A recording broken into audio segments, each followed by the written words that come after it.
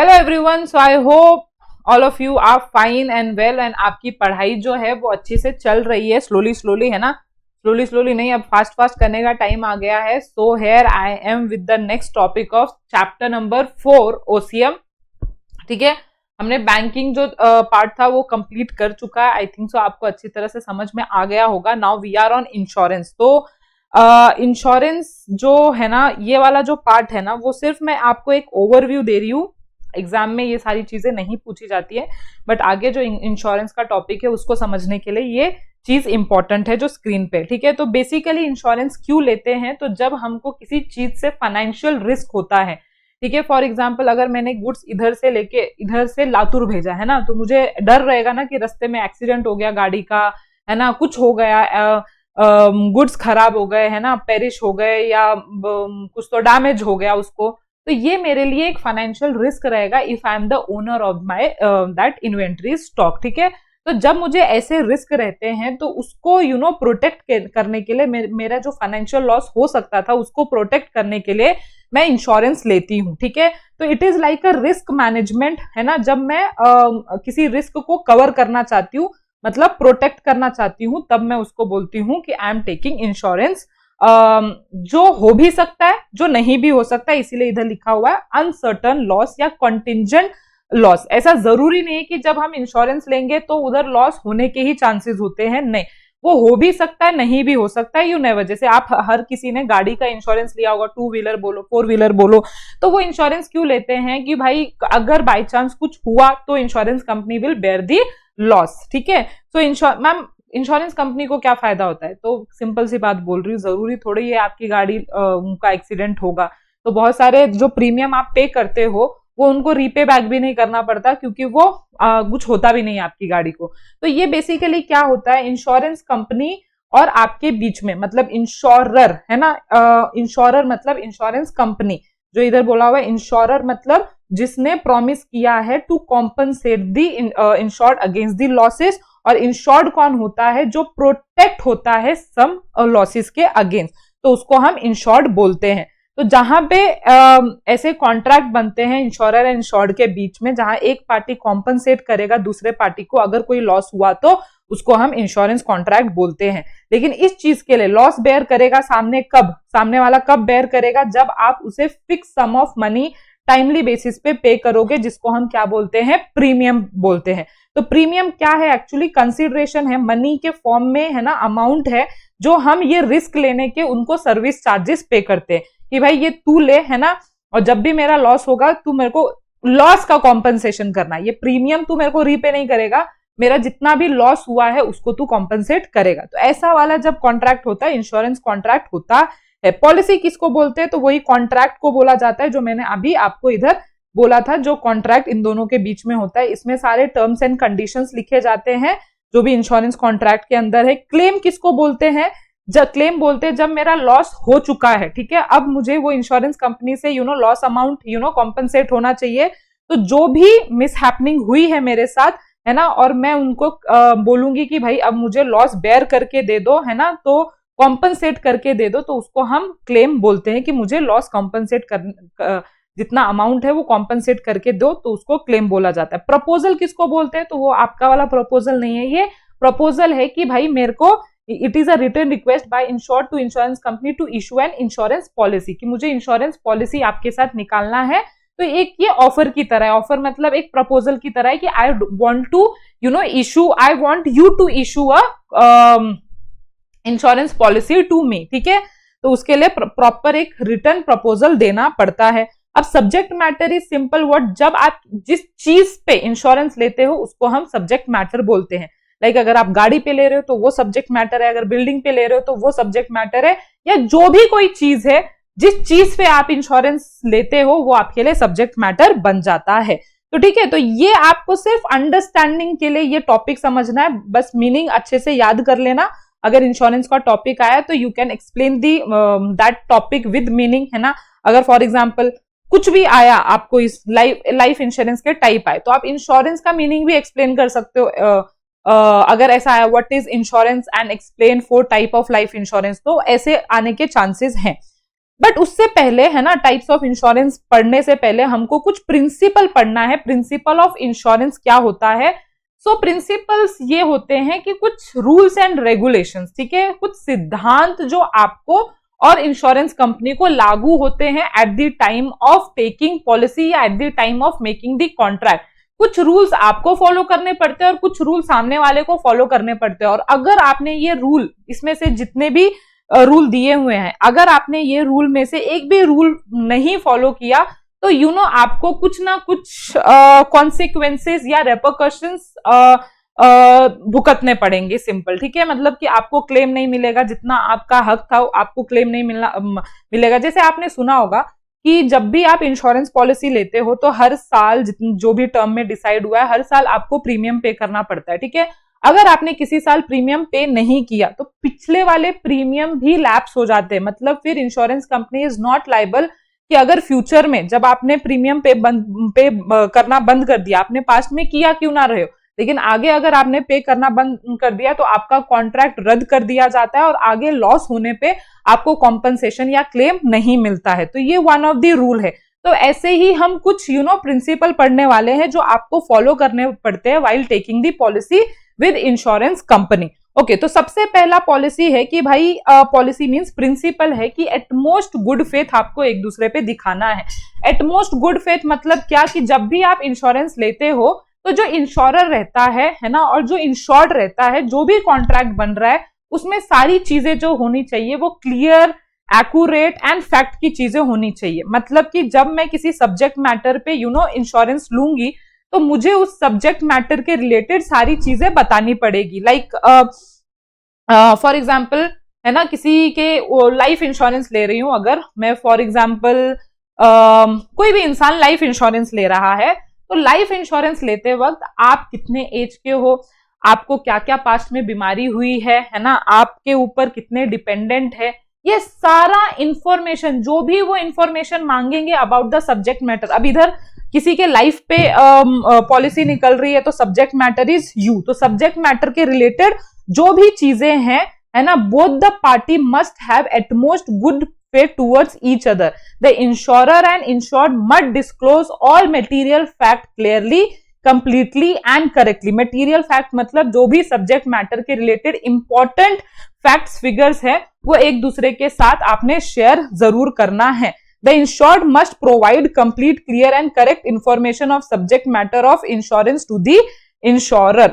Okay. Now similarly the insurer must provide relevant information regarding the terms and condition of the contract. मतलब जैसे जब मैं किसी subject matter पे insurance ले रही हूं तो सब्जेक्ट मैटर के रिलेटेड मैंने सामने वाली इंश्योरर को बताना चाहिए, वैसे ही जो अपना इंश्योरर है, इंश्योरेंस कंपनी है ना, उसने भी जब वो जो भी मेरे से कॉन्ट्रैक्ट साइन करवा रहे हैं, उन्होंने वो सारे कॉन्ट्रैक्ट में जो भी टर्म्स एंड कंडीशन अटैच कर रहे हैं वो उन्होंने कंप्लीट, क्लियर एंड एक्यूरेट तरीके से मुझे बताना चाहिए, ठीक है।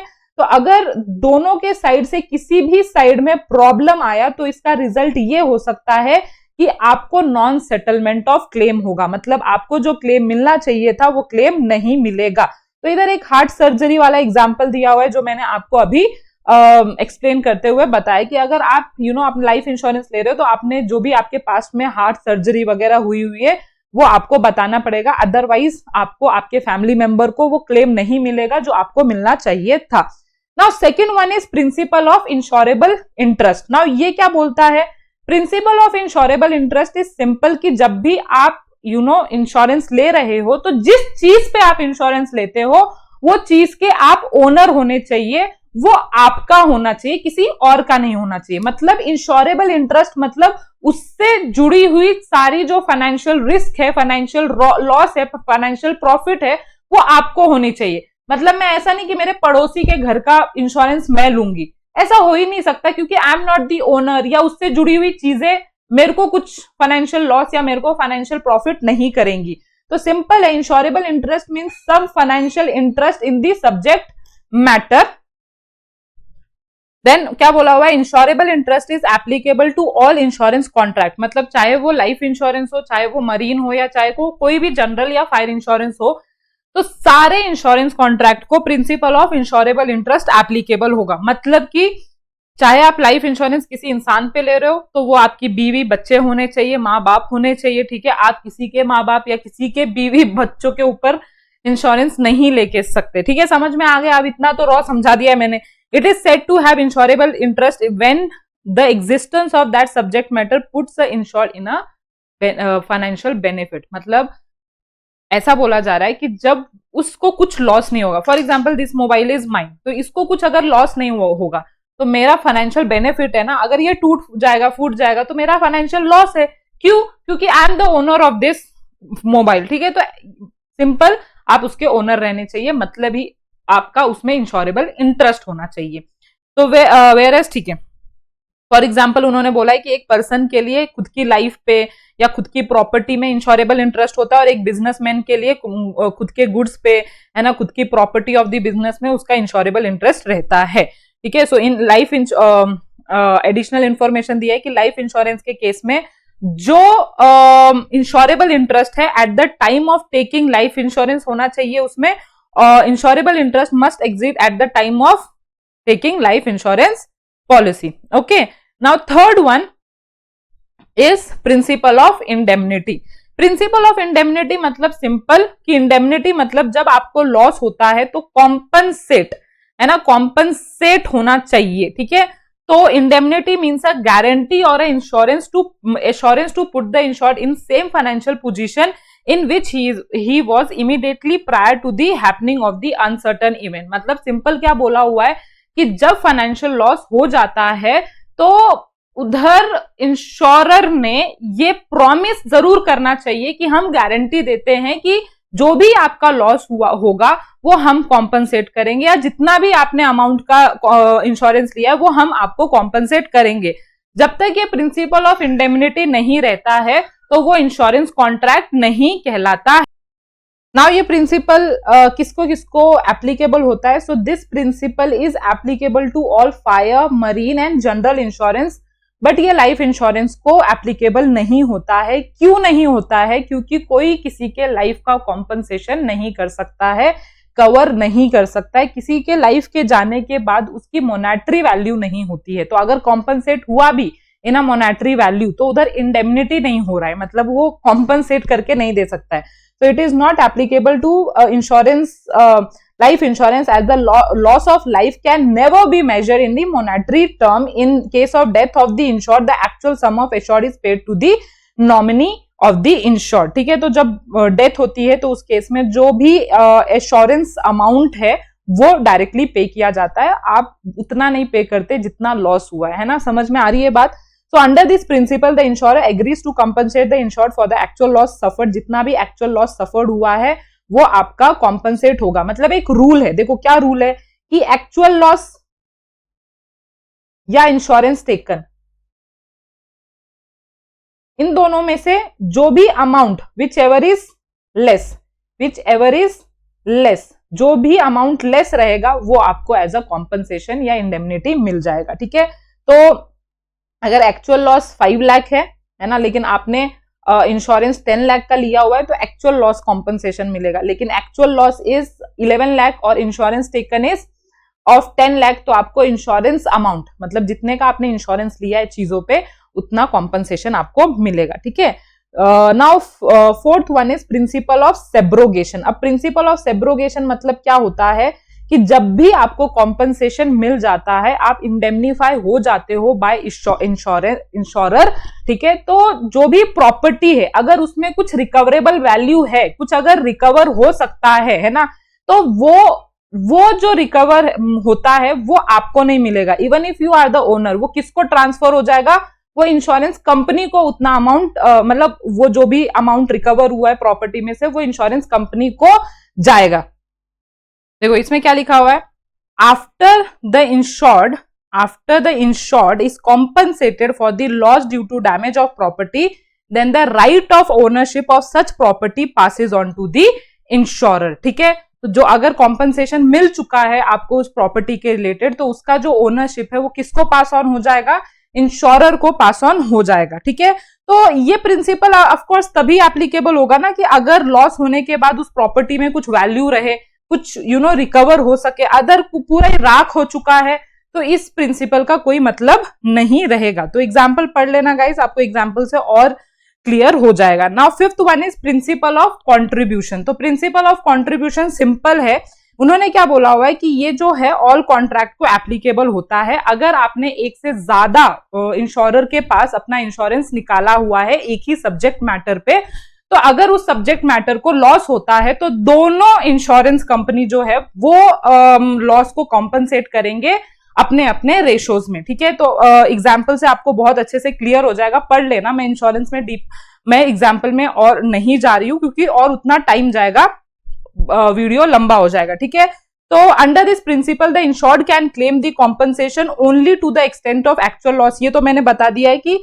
आप एक्चुअल लॉस तक ही कॉम्पनसेशन मांग सकते हो या insured value maximum which ever is lower. ठीक है, तो अगर लॉस हुआ है उस प्रॉपर्टी को जहां पे 2 से आपने इंश्योरेंस लिया है, तो आप उन रेशोज, जिस रेशोज में आपने इंश्योरेंस पॉलिसी निकाली है उस रेशो में ही कॉम्पनसेशन होगा कंपनी ए से और कंपनी बी से। Now sixth one is principle of mitigation of loss.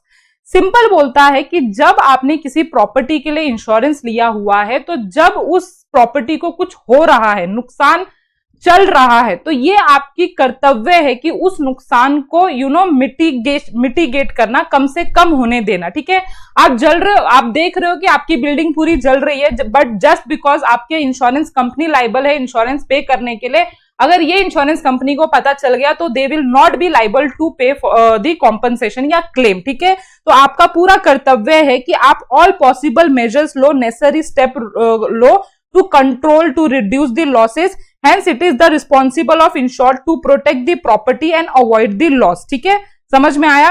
Okay, now principle of कॉजा Proxima. Principle of कॉजा Proxima simply ये बोलता है कि जब आपने देखो, when the loss is caused by more than one causes. इधर क्या है, एक सब्जेक्ट मैटर है और उसका जो लॉस है वो एक से ज्यादा रीजन के वजह से लॉस हुआ है, मतलब उधर थेफ्ट भी इन्वॉल्व है और फायर भी इन्वॉल्व है। तो एक्चुअली अगर आपने इसमें से एक ही इंश्योरेंस पॉलिसी लिया हुआ है, या तो थेफ्ट का या तो फायर का लिया हुआ है, तो फिर क्या करेंगे, फिर उसमें देखा जाएगा कि एक्चुअल लॉस किसके वजह से हुआ है।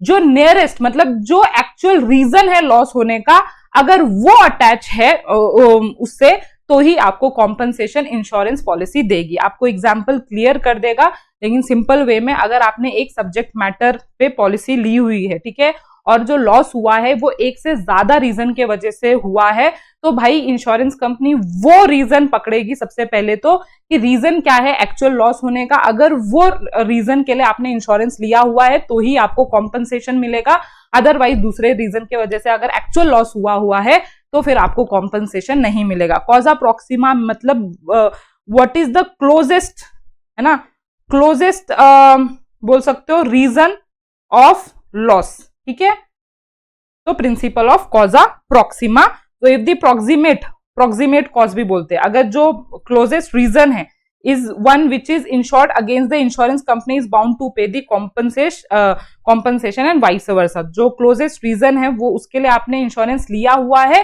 तभी insurance company is liable to pay you the compensation, otherwise not. ठीक है, तो let's start types of insurance. ठीक है, तो हमारा ये सारा जो पार्ट है वो हो चुका है। आई थिंक सो आप लोगों को ये जो इंश्योरेंस क्या होता है और उसके जो प्रिंसिपल्स है वो क्या है, आई होप अच्छी तरह से समझ गए हो। ठीक है, तो now we are starting with type of insurance. Type of insurance में इधर आपके बुक में 3 टाइप्स ऑफ इंश्योरेंस दिए हुए हैं। लाइफ इंश्योरेंस है, मरीन इंश्योरेंस है एंड फायर इंश्योरेंस है। उसके अंदर बहुत सारे अलग अलग टाइप्स दिए हुए हैं। लर्न करना थोड़ा मुश्किल है, आई अंडरस्टैंड, लेकिन जैसे जैसे आप रिवाइज करते रहोगे, जैसे जैसे आप 1 रिवाइज हो गया, 2 रिवाइज हो गया, है ना, ऐसे 1-2 बार रिवीजन के बाद ना आपको अपने आप महसूस होगा कि यस मुझे आ रहा है। ठीक है, अगर छोड़ दोगे, ये चैप्टर इतना इंपॉर्टेंट है, छोड़ने से कुछ होने वाला नहीं है। ठीक है, और मैं ये ऐसा सजेस्ट भी नहीं करूंगी कि हाँ ऑप्शन में रख सकते हो। तो देखो, लाइफ इंश्योरेंस बेसिकली क्या होता है, जब हम इंश्योरेंस, जो सब्जेक्ट मैटर है वो कौन होता है, वो कोई इंसान, कोई ह्यूमन बीइंग, किसी के लाइफ के ऊपर हम इंश्योरेंस ले रहे हैं कि इसके मरने के बाद, है ना, उनके नॉमिनी को, जो उनके लीगल रिप्रेजेंटेटिव है, उसको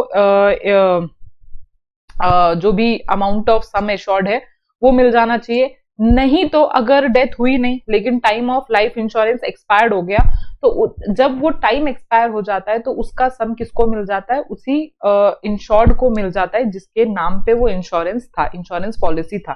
समझ में आ गया? तो इधर ना एक्चुअली ये लाइफ इंश्योरेंस दूसरों से अलग इसलिए है क्योंकि इसमें जो आप प्रीमियम पे करते हो आपको कभी ना कभी मिलना है, आपको नहीं तो आपके लीगल रिप्रेजेंटेटिव या जिसको मैं नॉमिनी बोलूंगी या लीगल एयर बोलूंगी, जो आपका वारिस, मतलब जो भी आपके मरने के बाद इस चीज का हकदार होता है, जैसे हस्बैंड के मरने के बाद वाइफ होता है या माँ बाप के मरने के बाद उनके बच्चे होते हैं, ठीक है, तो उनको हम नॉमिनी या लीगल एयर के नाम से या लीगल रिप्रेजेंटेटिव के नाम से इधर जानेंगे, ठीक है। तो जहां पे insurer agrees to compensate the insured a certain sum on the expiry of certain period, अगर वो सर्टेन पीरियड एक्सपायर हो जाता है लेकिन उसकी डेथ नहीं होती तो उस पर सम एश्योर्ड कॉम्पनसेशन मिलता है, उसी इंसान को मिलेगा जिसने इंश्योरेंस पॉलिसी जिसके नाम पे लिया हुआ है ना, या तो on the death which ever is earlier, जो इन दोनों में से पहले होगा, टाइम एक्सपायर पहले हुआ तो टाइम एक्सपायरी के टाइम पे कॉम्पनसेशन मिलेगा, या तो डेथ हुआ तो डेथ के टाइम पे उनके नॉमिनी को कॉम्पनसेशन मिलेगा।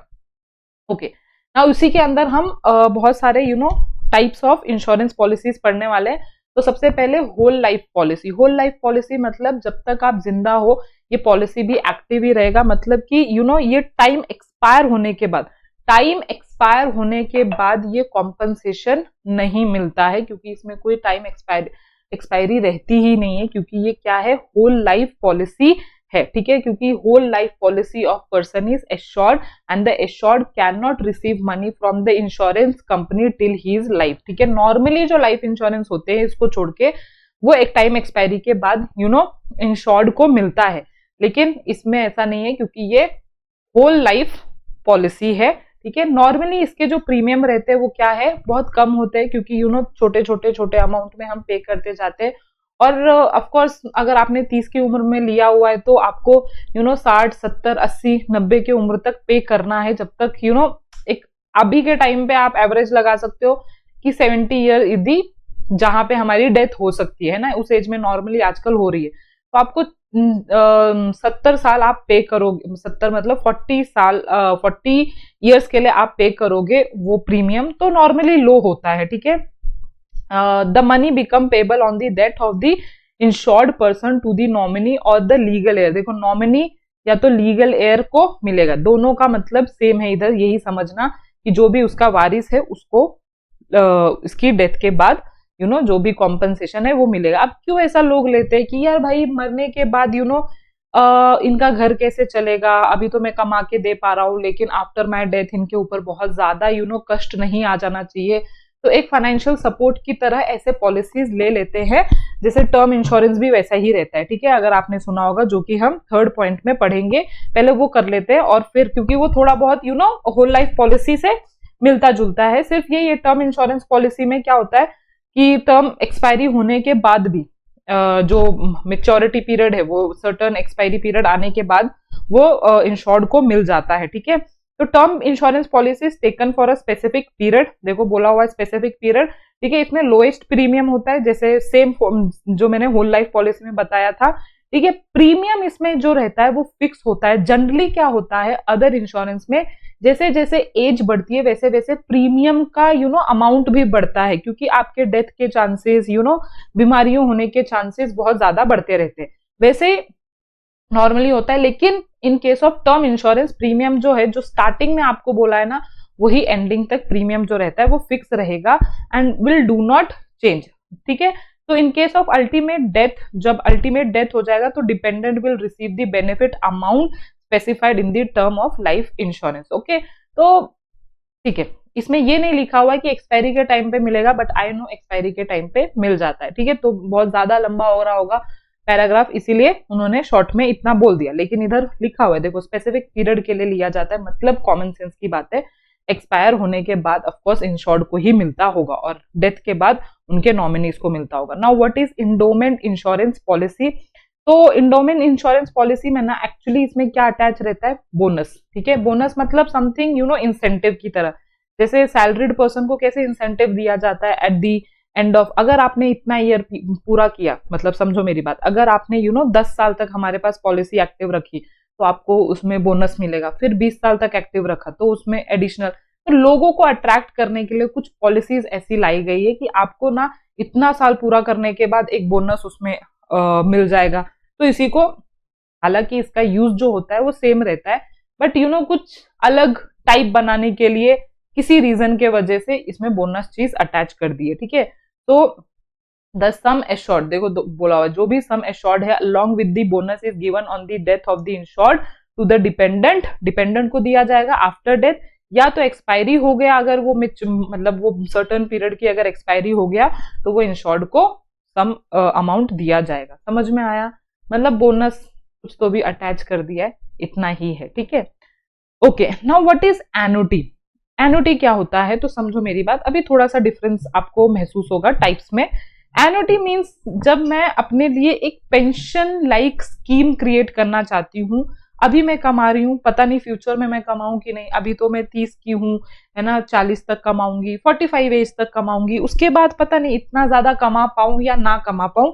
तो इसीलिए क्या होता है कि मैं इंश्योरेंस कंपनी को जो प्रीमियम पे कर देती हूँ ना, लमसम में या इंस्टॉलमेंट में हैवी हैवी अमाउंट पे करती हूँ। ठीक है, उनको जमा करने के लिए बोलती हूँ कि आप ये प्रीमियम जो है जमा करके रखो। एक टाइम आने के बाद, जैसे मेरा 50 ईयर्स होने के बाद या 65 होने के बाद, उसके बाद ये मेरे को पे करते जाना इन स्मॉल स्मॉल अमाउंट। देखो, the insured will receive back a specific sum periodically, मतलब मुझे वो पीरियोडिकली 30,000 या जितना भी मैं उनके पास डिसाइड करूं। जैसे पेंशन कैसा होता है, पेंशन कैसे नॉर्मली जब गवर्नमेंट जॉब होता है तो जो गवर्नमेंट है सैलरी देते वक्त आपसे 10,000 रुपए काट लेते, वो जमा करते रहते आपके पेंशन अकाउंट में। फिर जैसे ही आप रिटायर होते हो, आप नहीं मतलब पहले के जमाने में जैसे ही वो लोग रिटायर होते थे तो उसी पेंशन अकाउंट में से थोड़ा थोड़ा थोड़ा उनको मंथली देते रहते, ताकि उनको बुढ़ापों का सहारा हो जाए। क्योंकि नॉर्मली बच्चे बहुत जो बच्चे होते हैं वो केयर नहीं करते अपने माँ बाप का, किसी के बच्चे नहीं होते या किसी के बच्चों को कुछ हो जाता है, वो दुनिया में नहीं है, तो ऐसे मतलब ऐसा ना हो उनके साथ कि उन्होंने कमाया तो लेकिन उनके पास अब बुढ़ापे में नहीं है। तो ऐसे कुछ एन्युटी पॉलिसीज निकाल दिए जाते हैं। So the insured will receive back a specific sum periodically from a specified date onward, either for life or for a fixed number of year. It is like a pension payment scheme. समझ में आया? Okay. Now fifth one is money back policy. कुछ नहीं, ये चीज इस चीज को मद्देनजर रखते हुए किया, मतलब बनाया गया इस पॉलिसी को कि हर किसी के लाइफ में एक टाइम के बाद बड़ा खर्चा आता है। जैसे सबसे पहले एजुकेशन के लिए आएगा, है ना, मेरी लाइफ में, किसी के भी नॉर्मली लाइफ में देखो तो एजुकेशन, मेरा एजुकेशन होगा, फिर मेरी शादी होगी, है ना, उधर बड़ा खर्चा होगा, फिर शादी के बाद मुझे अपना घर लगेगा, फिर घर के बाद मेरे बच्चों के जो एजुकेशन है उस पर खर्चा लगेगा। तो नॉर्मली एक गैप के बाद, एजुकेशन से पहले के बाद में उनकी शादी, है ना, तो हर एक गैप में आप महसूस करोगे एक लाइफ में बड़ा खर्चा जरूर आता है। तो इसमें जैसे अभी एन्युटी पॉलिसी में क्या हो रहा था कि आप जमा कर रहे थे और आपको पेंशन की तरह मिल रहा था। ठीक है, इसमें क्या होता है, आप जमा करते हो, जब अच्छा खासा कमा रहे हो आप जमा करते हो और एक पीरियड के बाद एक लमसम अमाउंट आपको मिल जाता है ना, एक ऐसा लमसम अमाउंट जो आप ऐसे बड़े खर्चों में यूटिलाइज कर सकते हो। मनी बैक पॉलिसी इसीलिए नाम, हाँ, वो पैसे आपके ही रहते। ठीक है, ऐसा नहीं है कि वो लाइफ इंश्योरेंस कंपनी अपने जेब से दे रही है, नहीं, वो आपके ही पैसे रहते, उन्होंने सेव करके रखे, उस पर थोड़ा इंटरेस्ट जुड़ जाता है ना, और वो आपको एक टाइम के बाद पे बैक कर देती है। So money back policy provide a regular percentage मतलब अगर आपका सम एश्योर्ड है, मतलब 50 लाख है, ठीक है, तो इसका फॉर एग्जाम्पल 25% आपको एक पीरियड के बाद मिलेगा, है ना।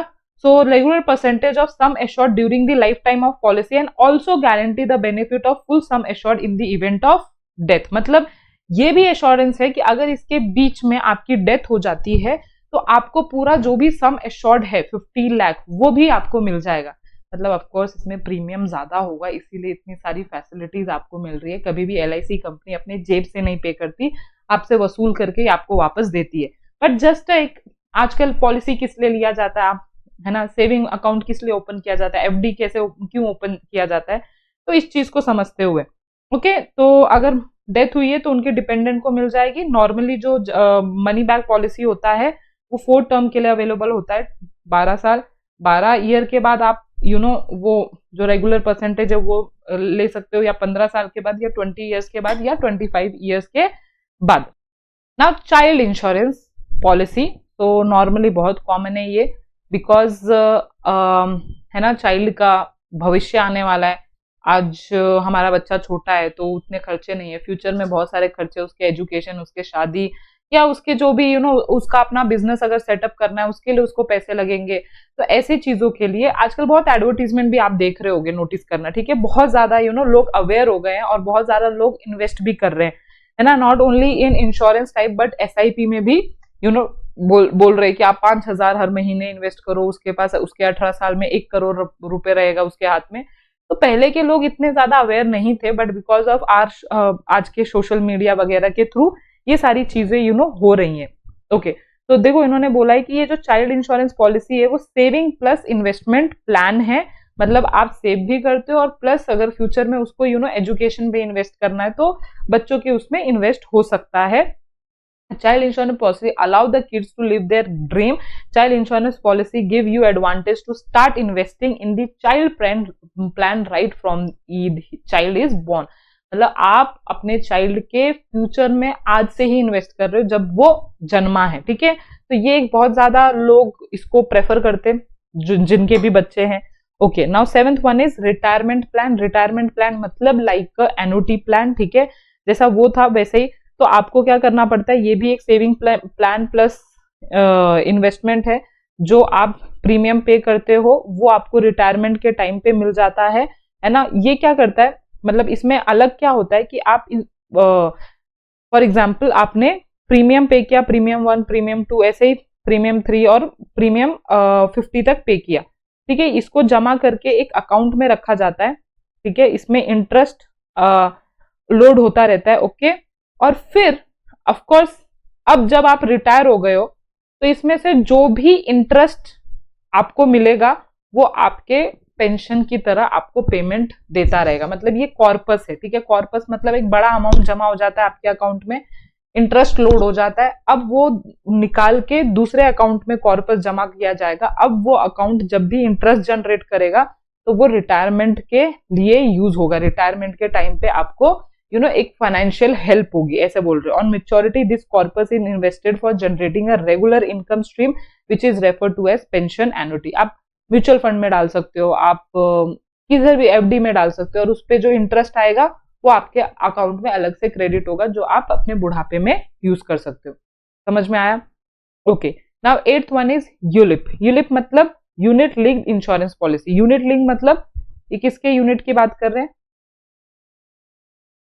म्यूचुअल फंड के यूनिट की बात कर रहे हैं। कभी कभी जो इंश्योरेंस लाइफ इंश्योरेंस रहते हैं वो म्यूचुअल फंड के साथ उनको अटैच कर दिया जाता है। म्यूचुअल फंड का अगर रिटर्न अच्छा जाता है तो लाइफ इंश्योरेंस, ये जो लाइफ इंश्योरेंस है उसकी भी रिटर्न अच्छी होती है। तो अगर ऐसा कुछ है कि म्यूचुअल फंड के साथ आपका लाइफ इंश्योरेंस लिंक्ड है तो उसको हम यूलिप बोलते हैं, क्योंकि आपको म्यूचुअल फंड का भी बेनिफिट उधर मिल रहा होता है।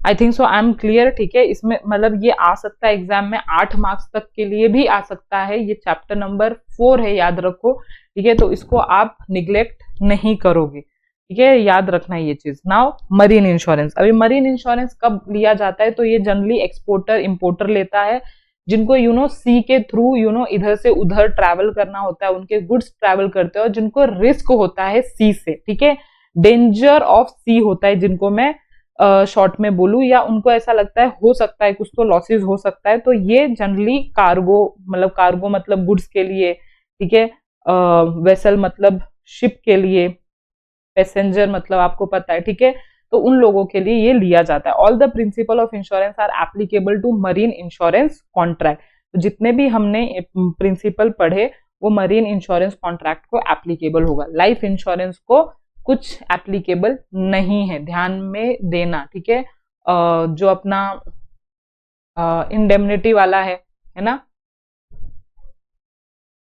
यस। सो ये जो मरीन इंश्योरेंस है उसको सारे जो प्रिंसिपल्स है वो अप्लाई होंगे, not like life insurance. Principle of indemnity जो है वो लाइफ इंश्योरेंस को एप्लीकेबल नहीं रहता है। ओके, नाउ हम टाइप्स पढ़ेंगे 1 बाय 1। तो सबसे पहला टाइप ये है वॉयेज पॉलिसी। वॉयेज मतलब क्या होता है? तो इट इज जर्नी, ठीक है। जब हम स्पेसिफिक जर्नी की बात करते हैं तो उसको हम वॉयेज बोलते हैं। तो जब एक स्पेसिफिक जर्नी के लिए आप पॉलिसी लेते हो, मरीन इंश्योरेंस लेते हो, तो इट इज वॉयेज पॉलिसी, ठीक है। ये बिगेन कब होगा? जब वो अपने जब मरीन में जो वेसल है वो शिप स्टार्ट होगी, risk begin when the ship start on journey. तो वो जब अपने पोर्ट को छोड़ेगा जहां से उसकी स्टार्टिंग पॉइंट है, और एंड कहाँ पे होगा? जब वो अपने डेस्टिनेशन पे पहुंचेगा। ठीक है, तो समझ में आ गया वॉयज पॉलिसी।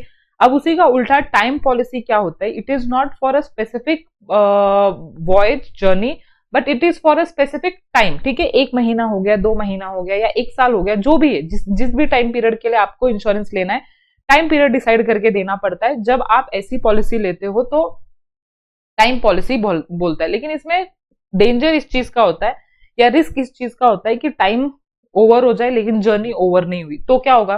टाइम खत्म हो गया लेकिन जर्नी अभी तक चालू है, तो रिस्क तो अभी भी एप्लीकेबल रहेगा। तो उस केस में आप कंटिन्यूएशन क्लॉज को, है ना, इस केस में आप कंटिन्यूएशन क्लॉज को अप्लाई करके वो टाइम पीरियड और बढ़ा सकते हो। ठीक है, सेफ्टी मेजरमेंट के लिए ये क्लॉज, ये जो प्रोविजन है, ये जो रूल है, वो ऐड करके रखा होता है कि आप, अगर आपको ऐसा लगे कि अभी तक टाइम तो ओवर हो गया लेकिन रिस्क अभी भी बनी हुई है क्योंकि जर्नी अभी तक एंड नहीं हुआ, तो फिर आप वो चीज टाइम पॉलिसी में कंटिन्यू कर सकते हो, but it should not be more than 1 year. ठीक है, ये एक्सीडिंग 1 ईयर नहीं होना चाहिए। Time policy can not be for the period of exceeding 1 year. आपको मैक्सिमम आप 1 ईयर के लिए टाइम पॉलिसी ले सकते हो। ठीक है, बट इट में कंटेन कंटिन्यूएशन क्लॉज, मतलब अगर 1 साल के लिए लिया है तो आप 2 महीना 3 महीना और एडप्ट कर सकते हो अगर आपकी जर्नी एंड नहीं हुई है, ऐसा बोलना चाह रहे हैं। मिक्स पॉलिसी मतलब जहां पे आप एक स्पेसिफिक जर्नी, मतलब अगर आप कंटिन्यूएशन क्लॉज के अकॉर्डिंग नहीं जाना चाहते हो, है ना, तो फिर आप उस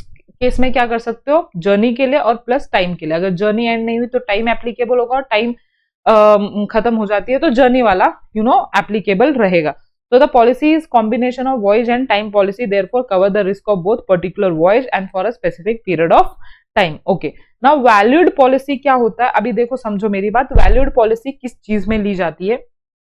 जब आप अपने चीजों का दाम नहीं सेट कर पाते हो, वैल्यू नहीं सेट कर पाते हो, मतलब कि जैसे जब कोई चीज प्रोड्यूस होती है तो उसका कॉस्ट होता है ना, उस पर प्रॉफिट होता है और आप इजिली उसकी सेलिंग प्राइस डिसाइड कर पाते हो। लेकिन इस केस में चीज ही ऐसी है जिसकी रियल मार्केट वैल्यू इतनी इजिली सेटअप या असेस नहीं की जा सकती। कैसे?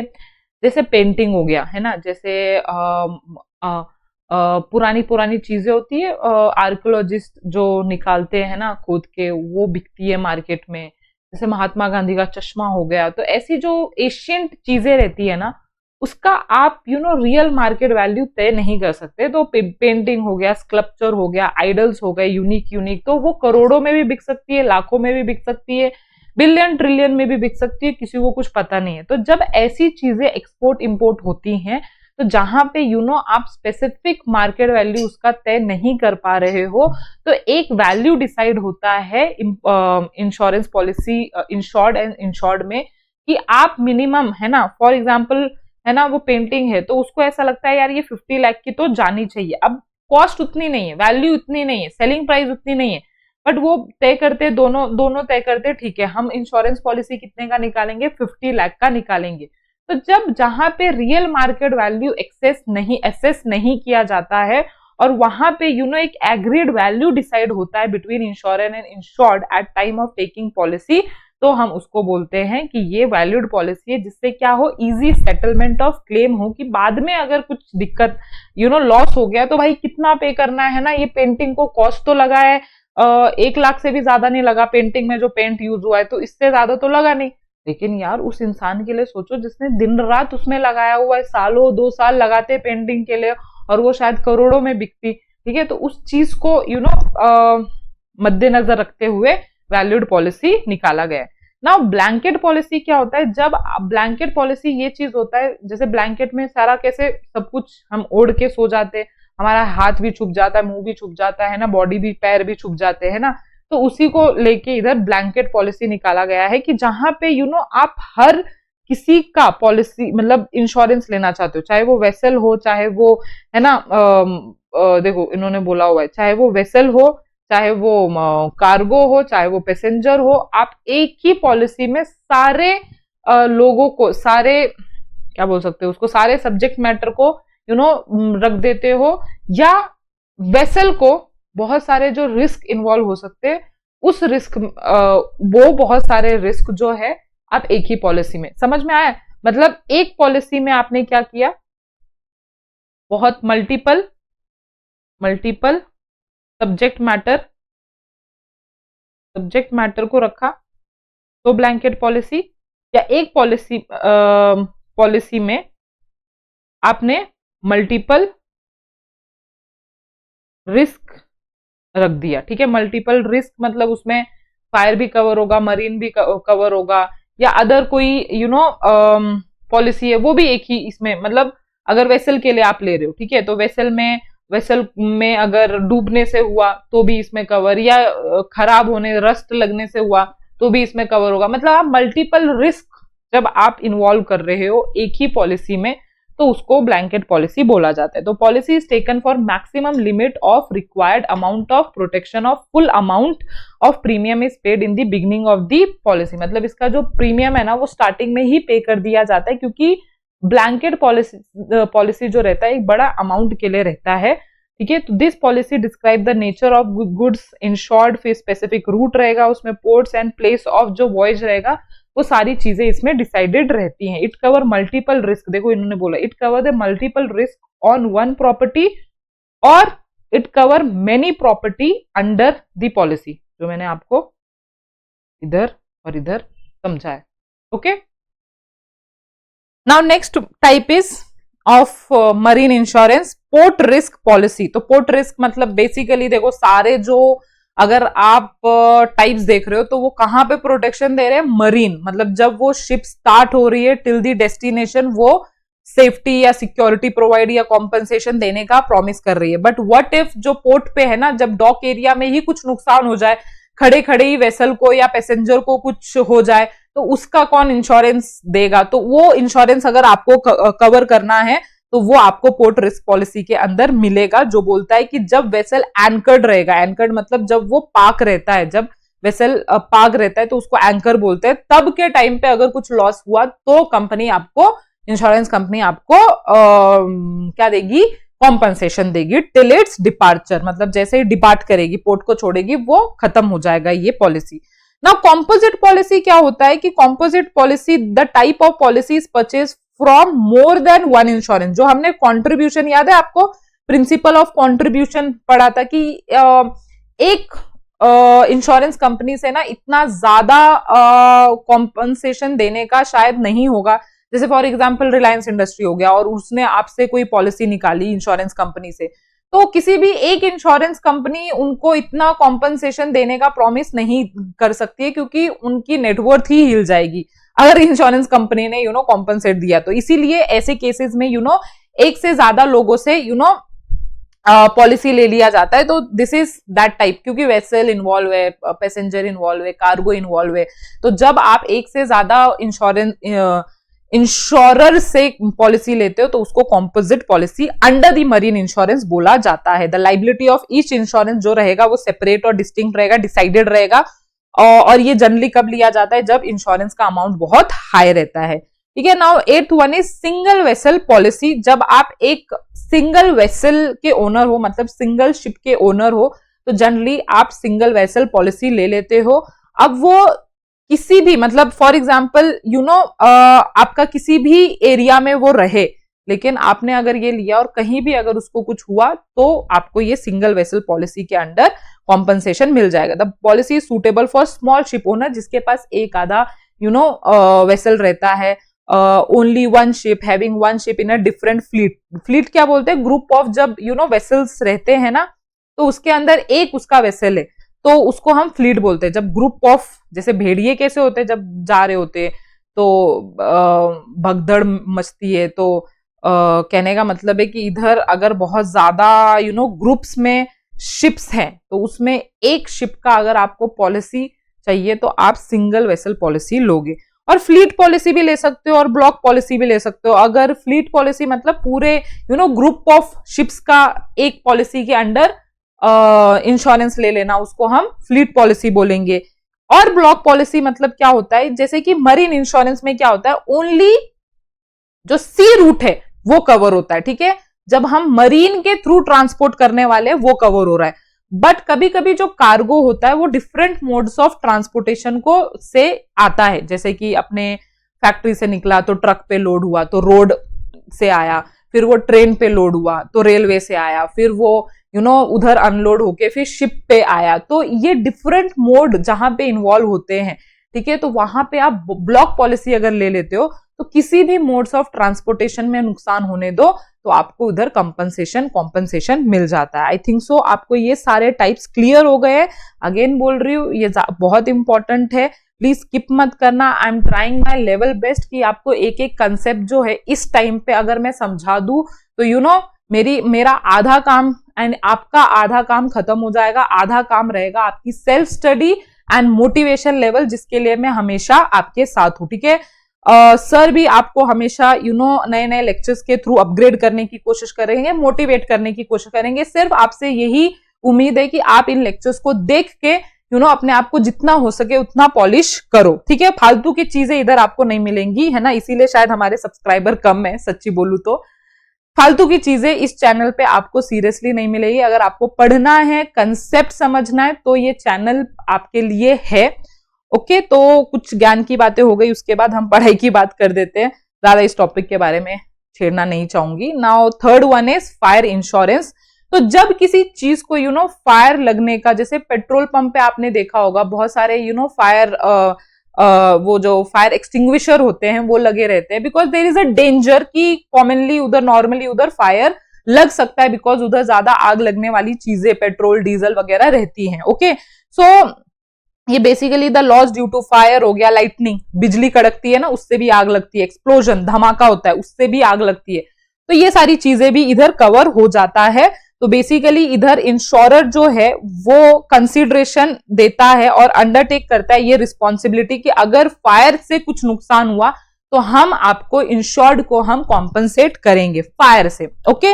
नाउ आ जाओ type of fire insurance policy. उसमें सबसे पहला वैल्यूड पॉलिसी। अभी देखो ये वैल्यूड पॉलिसी ना आपने ऑलरेडी पढ़ा हुआ है इन मरीन इंश्योरेंस, जब आपको मैंने इधर वैल्यूड पॉलिसी पढ़ाया था। सेम जब आप किसी सब्जेक्ट मैटर का एग्जैक्ट वैल्यू नहीं निकाल पाते and it is difficult to, ये देखो, value policy is taken for those good whose value become difficult to calculate in case of loss of fire, ठीक है।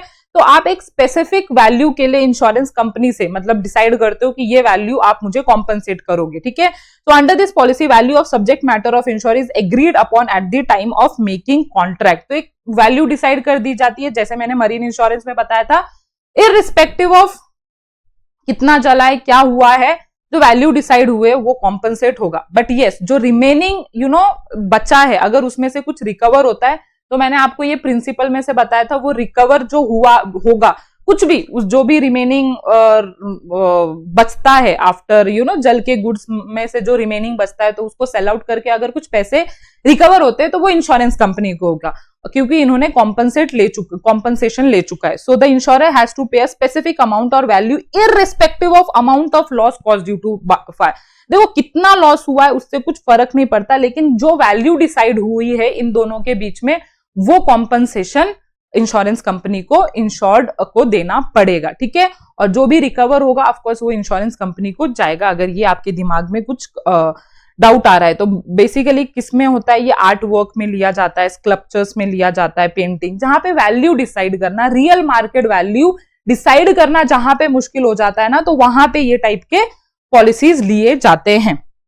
नाउ अभी एवरेज पॉलिसी क्या होता है, तो जहां पे वैल्यू के हिसाब से कॉम्पनसेशन मिलेगा, ठीक है। मतलब जहां पे ना आप कभी कभार क्या करते हो, आपकी जो बिल्डिंग है, फॉर एग्जांपल इधर देखो दिया हुआ है, if the policy is taken of 1 lakh against the, अब ये बिल्डिंग का जो मार्केट वैल्यू है ना, देखो आप समझ जाओगे, 1 मिनट दो मुझे।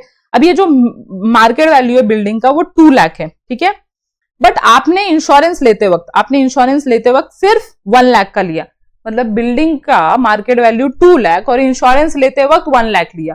अब आपने ये किस लिए लिया होगा, ऑफ कोर्स अपने प्रीमियम को बचाने के लिए किया होगा। अरे ज्यादा से ज्यादा अगर आग लगी तो मेरा 1 लाख का ही नुकसान होगा ना, वैसे भी फायर ब्रिगेड आ जाएंगे, ये चालाकी कर ली आपने, ठीक है, क्योंकि प्रीमियम आपको कम भरना पड़ेगा। तो फिर इसमें एवरेज क्लॉज एप्लीकेबल हो जाता है। एवरेज क्लॉज के तहत क्या होता है कि जितने पोर्शन में आपने जितने प्रोपोर्शन में आपने इंश्योरेंस लिया है उतने प्रोपोर्शन में ही आपको लॉस कवर करके मिलेगा। मतलब अगर इधर लॉस होता है 50,000, अगर इधर लॉस होता है 50,000, तो आपको पूरा 50,000 कॉम्पनसेशन नहीं मिलेगा, बिकॉज आपने फुल वैल्यू के लिए इंश्योरेंस नहीं लिया है। आपने इधर इतने अमाउंट के लिए इंश्योरेंस लिया है, इसीलिए आपको कॉम्पनसेशन मिलते वक्त 50,000 इंटू 1 लाख का जो आपने इंश्योरेंस लिया और 2 लाख जो रियल मार्केट वैल्यू है, मतलब कॉम्पनसेशन मिलते वक्त आपको ओनली 25,000 रिकवर कॉम्पनसेशन के मोड में मिलेगा। समझ में आया ये क्यों किया गया है और कंसेप्ट क्या है इसके पीछे? ताकि प्रीमियम बचाने के लिए आप ये कर रहे हो, तो फिर वो तो अपना कॉम्पनसेशन बचाने के लिए भी ये सही है ना, ये रास्ता। ओके, तो एवरेज क्लॉज एप्लीकेबल हो जाता है उस केस में। Okay, now specific policy just like a valued policy. आप एक definite sum irrespective of market value, आपको मार्केट वैल्यू से कुछ लेना देना नहीं है, आपको सिर्फ एक डेफिनेट सम डिसाइड करते हो, 50 लाख, 1 करोड़, 1,50,000, वो 50 लाख ऐसा डिसाइड करते हो और उस वैल्यू पे आप इंश्योरेंस ले लेते हो और लॉस होने के बाद वो कॉम्पनसेशन इंश्योरेंस कंपनी देगी, इररिस्पेक्टिव ऑफ जितना भी इसका मार्केट वैल्यू है, जितना भी लॉस है। ठीक है, so if there is a loss, stated amount will have to be paid by the policy holder. Okay, paid to the policy holder. In this policy, the actual value of subject matter is not considered. मतलब इधर average clause applicable होता है या नहीं होता है? नहीं होता है। ठीक है, एवरेज क्लॉज इधर एप्लीकेबल नहीं होता है, अगेन से, क्योंकि इधर जितना भी लॉस हुआ है उससे कुछ मतलब नहीं है, मार्केट वैल्यू से भी कुछ मतलब नहीं है वो, क्योंकि डेफिनेट सम पे इंश्योरेंस, क्योंकि इसने प्रीमियम भी उतना ज्यादा भरा है। ठीक है, फ्रैंकली स्पीकिंग इसमें प्रीमियम बहुत ज्यादा होता है क्योंकि एक डेफिनेट सम के लिए लिया गया है, इररिस्पेक्टिव जितना भी मार्केट वैल्यू हो, जितना भी जो भी लॉस होने दो। Okay, now next one is fourth, floating policy. अभी देखो फ्लोटिंग पॉलिसी कब लिया जाता है? जैसे ना फॉर एग्जांपल बहुत सारे बिजनेसमैन के अलग अलग जगह पे क्या रहते हैं, ब्रांचेस रहते हैं, और वो अलग अलग जगह पे डिफरेंट वैल्यू के गुड्स रहते हैं। अब ये जो वैल्यू ऑफ गुड्स है वो वेरी करते हैं, आज जितना है कल हो भी सकता है, उससे कल ज्यादा भी हो सकता है, कुछ भी अमाउंट के गुड्स रहते हैं। तो इस केस में क्या होता है, फ्लोटिंग पॉलिसी ले लिया जाता है कि भाई किसी भी जगह जितना भी लॉस होने दो, हमको इतना रिकवर कॉम्पनसेशन चाहिए। तो this policy can be taken for goods lying at different location और गोडाउन और वेयर हाउस.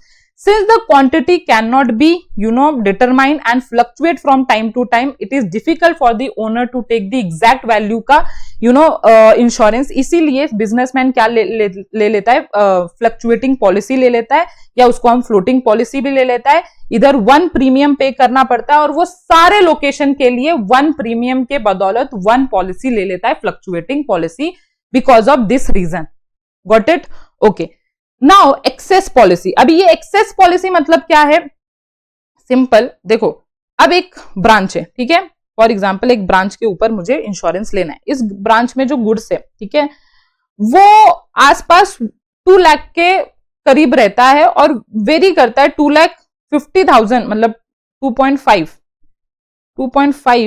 2 लाख तो रहता ही रहता है, और उसके ऊपर जो 50,000 है वो कभी रहता है कभी नहीं रहता, उस वैल्यू का जो गुड्स रहता है. ठीक है, तो अब इस केस में जो ब्रांच ओनर है या जो बिजनेस ओनर है वो क्या करेगा, भाई 2 लाख के लिए तो इंश्योरेंस ले डाल. ठीक है, 2 लाख के लिए तो इंश्योरेंस ले डाल, वो पहला वाला इंश्योरेंस रहेगा. ठीक है, जिसके नीचे गुड्स की वैल्यू नहीं जाती. 2 लाख की वैल्यू तो उस ब्रांच पे मेंटेन होनी ही होनी है. ठीक है, तो एक पॉलिसी वो ली जाएगी, और उसके ऊपर जो 50,000 है उसकी जो इंश्योरेंस है वो एक्सेस पॉलिसी के अंडर, मतलब जो 50,000 है उसकी अलग पॉलिसी एक्सेस पॉलिसी करके बनेगी, और जिसके कारण क्या होगा, इनका प्रीमियम भी कम आएगा. क्योंकि यार कभी होता है कभी नहीं होता. 2,50,000 का अगर मैंने लिया तो इससे क्या होगा, मेरे को ज्यादा प्रीमियम पे करने की बिना फालतू में नौबत आ जाएगी. इसीलिए बेटर कि मैं 2 लाख तो परमानेंटली ले लूं और 50,000 जो है वो एक्सेस पॉलिसी के अंदर काउंट करूं. So another policy to cover the excess value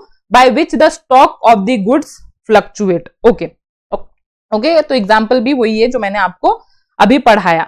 Now 6th one is reinstatement policy. अभी reinstatement policy क्या है, जहां पे कॉम्पनसेशन जो है वो मॉनेटरी वैल्यू में आपको नहीं दी जाती है। जो कॉम्पनसेशन है, जो लॉस कवर है, जो आपको इंडेमनीफाई किया जाएगा, वो गुड्स लाके ही दिया जाएगा। मतलब अगर आपकी गाड़ी जली है तो वापस आपको गाड़ी ही दी जाएगी, अगर आपके गुड्स जले हैं तो वापस आपको गुड्स ही दिए जाएंगे। मॉनेटरी वैल्यू में कॉम्पनसेशन इधर नहीं मिलेगा इस पॉलिसी के अंडर। इसको रीइंस्टेटमेंट पॉलिसी इसलिए बोलते हैं। देखो इन्होंने बोला हुआ है जहां पे insurer undertake to replace the policy और good lost by fire, in this policy instead of paying compensation for property lost by fire the property is replace. ठीक है, जो प्रॉपर्टी है वो नई प्रॉपर्टी आपको मतलब नया जो भी गुड्स है या जो भी चीज जली है वो आपको रिप्लेस करके मिल जाएगी। ठीक है, तो इसका जो रेट ऑफ प्रीमियम है जनरली हाई रहता है, क्योंकि आपको प्रॉपर्टी नई की नई मिलने वाली है। तो ऑफकोर्स ये पॉलिसी इतना इजी नहीं है इंश्योरेंस कंपनी को देना, तो रेट ऑफ प्रीमियम भी हाई रहेगा। ओके, अभी कॉम्प्रिहेंसिव पॉलिसी मतलब जैसे ब्लैंकेट पॉलिसी कैसा था, एक से ज्यादा रिस्क को कवर कर देना, बहुत सारे प्रॉपर्टी को कवर कर देना। ठीक है, तो इधर भी कॉम्प्रिहेंसिव पॉलिसी मतलब लॉस बाय फायर से तो आपको कॉम्पनसेशन मिलेगा ही मिलेगा। ठीक है, अगर अदर चीजों से जैसे एक्सप्लोजन, अर्थक्वेक या अगर फ्लड हो गया, इस चीज से भी आपको प्रोटेक्शन चाहिए अंडर दिस पॉलिसी, तो वो कॉम्प्रिहेंसिव पॉलिसी में कवर होगा। हाँ, लेकिन इसमें ना अगर भगदड़ से कुछ नुकसान हुआ है, वॉर रिलेटेड कुछ नुकसान हुआ है, तो वो कवर नहीं होगा। But however this policy cover lot of risk like fire, explosion, earthquake, flood वगैरह एटसेट्रा, इसीलिए इसको comprehensive policy under fire insurance policy बोला जाता है।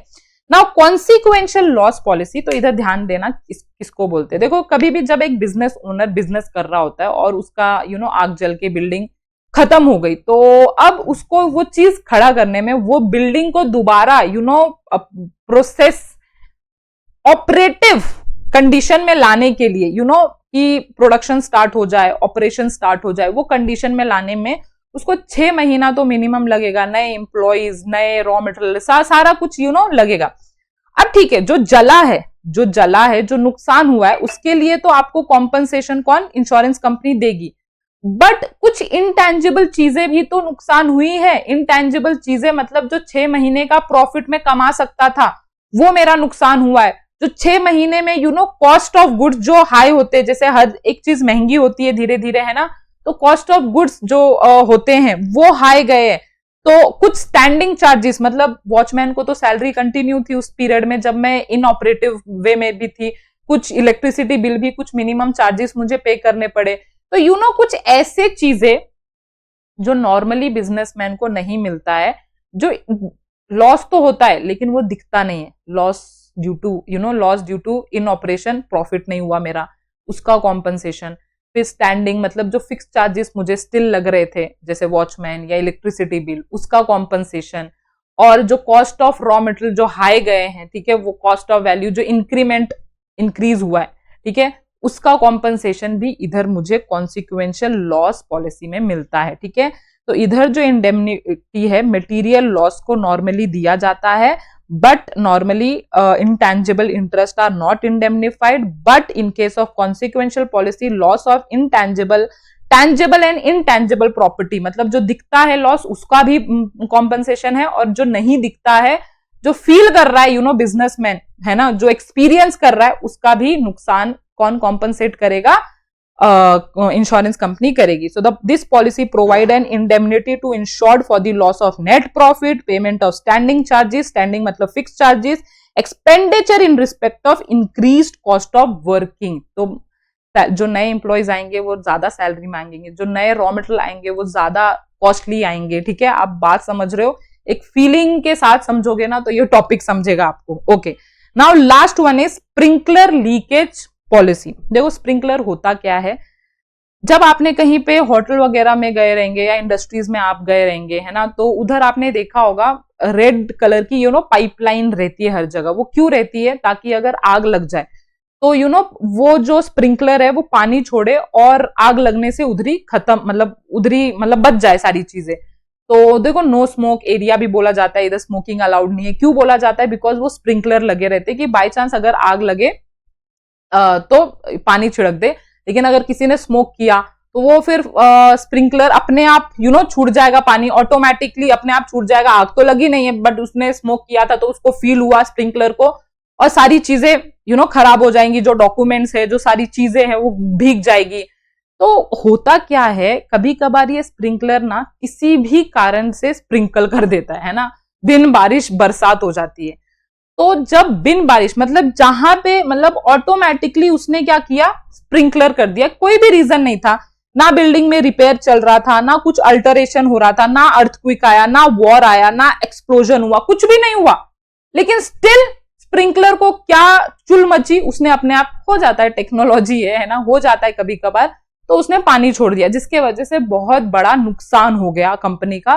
तो अगर इस केस के लिए आप इंश्योरेंस लेना चाहते हो तो उसको होता है, उसको बोलते हैं स्प्रिंकलर लीकेज पॉलिसी। बट ध्यान देना कि अगर इस सब रीजन के वजह से स्प्रिंकलर ने डिस्चार्ज किया पानी, तो फिर कॉम्पनसेशन नहीं मिलेगा, जैसे leakage of water due to heat, क्योंकि वो तो उसी के लिए बना है ना, या रिपेयर चल रहा था बिल्डिंग में, या अल्टरेशन हो रहा था बिल्डिंग में, कुछ अर्थक्वेक आया, तो ये सब नॉर्मली स्प्रिंकलर उसी चीज के लिए बना है कि वो पानी छिड़क दे।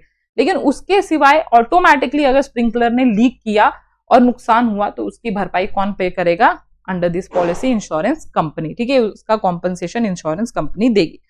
तो ये हो गए हमारे सारे टाइप ऑफ इंश्योरेंस पॉलिसी।